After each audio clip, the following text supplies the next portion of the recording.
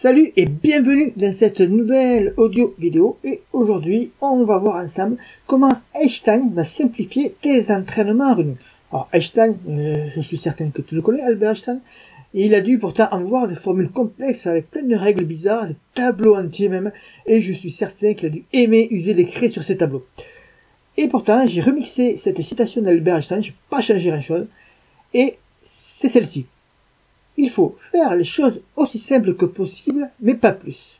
Alors, on va prendre l'exemple de JF qui, après un échange dans le groupe Courir Serein, finit par me dire c'est compliqué le running. Un peu comme si c'était totalement perdu devant un tableau rempli de formules mathématiques et qui était devant un problème à résoudre. En fait, je pense que JF n'a pas pris la course à pied par le bon bout. Il lui manque quelques bases théoriques qui lui seraient très utiles. À commencer par bien définir ses allures de course avec un test et de s'en servir plutôt de ses entraînements running. Parce que déjà, il éviterait une grosse erreur. JF, dans ses entraînements, pensait qu'il courait en endurance, alors que lorsqu'il nous a montré ses zones cardiaques, cela indiquait qu'il passait seulement 2 à 3 minutes sur une sortie d'une heure dans ses zones d'endurance. C'est une erreur fatale. Et malheureusement, il n'est pas le seul à la faire. Ce dont tu dois prendre conscience, toi par contre, en m'écoutant et donc en réfléchissant à la manière dont tu cours. C'est que le mieux courir ne concerne pas que les bons. Que tu sois débutant ou que tu cours pour le fun, ou que tu fasses aussi de la compétition, tu as déjà peut-être commis cette erreur. Mais surtout, si tu cours d'abord pour toi-même, c'est un réflexe à avoir. Même si tu n'es pas un coureur élite ou qui vise le podium, parce que c'est trop facile de se cacher derrière cette excuse. Je cours juste pour le plaisir, j'ai pas besoin de regarder le cardio, j'ai pas besoin de regarder l'allure, etc., etc. Puis après de venir te plaindre derrière, te dire ouais, je progresse pas, je comprends pas pourquoi, la course à pied c'est pas fait pour moi. Non, c'est tout simplement que t'as pas attaqué par le bon bout. Alors je reviens sur ces tests physiques à passer et notamment le test VMA. Combien de tests par an? L'objectif pour toi, lorsque tu réalises un test VMA, est d'avoir toujours ton logiciel à jour. Ou un autre test, par exemple, on entend souvent parler, maintenant je parle souvent de test clean, temps limite à VMA.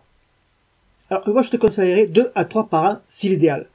Surtout qu'en 45-50 minutes, tu l'as fait ce test. Je compte dedans l'échauffement, les exercices, le retour au calme, les petites pauses entre les exercices, etc.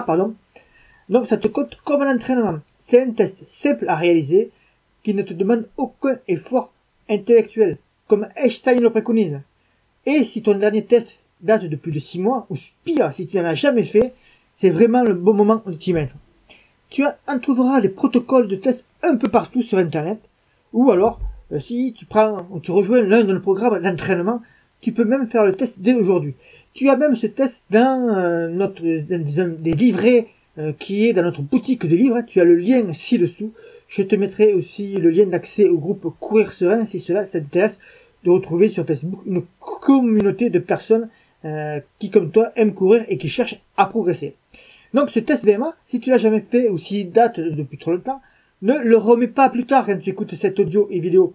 Sinon tu ne le feras jamais. Donc ce que tu peux faire, c'est de mettre sur pause cette audio vidéo, de le marquer sur ton agenda Google ou n'importe quel agenda, te dire par exemple la semaine prochaine je fais ce test VMA et tu te renseignes sur les différents protocoles qu'il y a. Il y a plusieurs tests, tu vas trouver un qui va te correspondre, j'en suis certain, sinon tu fais appel à nous.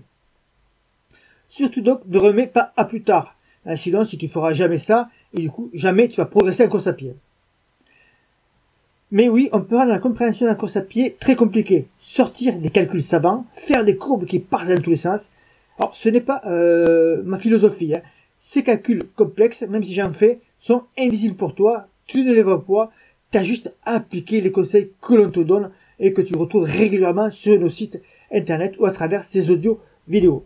Einstein, lui, il serait content en lisant tout simplement nos livres ou en accédant à l'une de nos méthodes d'entraînement. Ma philosophie est simple, c'est la progression par le plaisir. Je ne vais pas te gueuler dessus parce que tu as mangé un hamburger avant de la compétition, ni parce que tu as manqué un ou plusieurs entraînements du programme. Au contraire, nous verrons ensemble, quel que soit le programme que tu prends ou le livret que tu commandes, comment rectifier le coup et nous trouverons des solutions pour que cela, déjà d'une part, ne se reproduise pas et que tu rattrapes un peu le temps perdu. Je ne cherche pas non plus à entraîner des stars de la course à pied, mais si cela fait toujours plaisir quand un concoureur me dit qu'il a explosé ce record, ou qu'il fait un top 10 sur un ultra trail comme certains de membres chez nous. Comme Einstein, j'aime la simplicité, celle qui va droit au but et qui est terriblement efficace. Alors, si tu veux simplifier tes entraînements à la sauce Einstein, je te conseille de commencer par faire un test VMA, de calculer tes allures après le résultat. Si tu es dans un programme d'entraînement, tu as un logiciel qui te permet de le calculer automatiquement. Sinon, tu pourras utiliser une calculatrice pour le faire, mais c'est des calculs rapides à faire que même un enfant de 5 ans arrivera à faire. Utilise ensuite ces allures, ça sert à rien de le calculer, de faire ce test si derrière tu n'appliques pas, et respecte-les dans tes programmes running ou tous les plans d'entraînement que tu vas suivre, que ce soit les nôtres ou ceux des autres. Et si tu n'as aucune idée des séances à réaliser, alors à ce moment-là, tu sais à qui t'adresser. On a de nombreux programmes dans tous les domaines, marathon, triathlon, etc., etc. Mais avant, je te dis que la course à pied, ce n'est pas compliqué. Et cela peut être aussi simple que l'aurait voulu Einstein. Et si tu débutes vraiment, si tu ne sais pas par où attaquer, alors je te conseille de cliquer ci-dessous sur le bouton qui concerne notre boutique de livres running à petit prix et de te les procurer, de te procurer ceux que tu désires. Et surtout, très bon conseil, et c'est surtout ce que je souhaite que tu fasses avant tout, si tu commandes un de nos livres, c'est de le lire et de les mettre en application, de prendre un ou deux conseils, de les noter sur un bout de feuille et de les mettre en application dans la semaine qui suit rapidement. Sinon, ça ne sert à rien de prendre nos livres et de les ranger dans un armoire ou dans un tiroir. Donc voilà ce que j'avais à te dire aujourd'hui. Tu peux simplifier tes entraînements comme l'aurait souhaité Einstein.